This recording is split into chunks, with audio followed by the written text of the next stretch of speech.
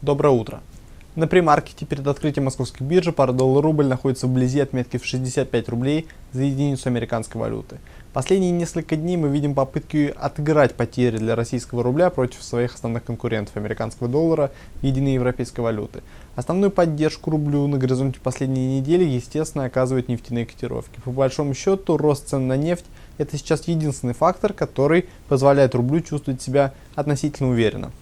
Рассчитывать на значительный рост российской валюты до заседания Федеральной резервной системы 15-16 сентября сейчас вряд ли стоит.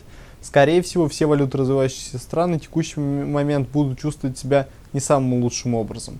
Что касается непосредственно дня сегодняшнего, то торги в Азии завершаются в основном в красной зоне. Фьючерс на индекс S&P 500 теряет около 1,6%. Цены на нефть в легком минусе. Все это создает предпосылки для некоторого ослабления российского рубля на сегодняшних торгах.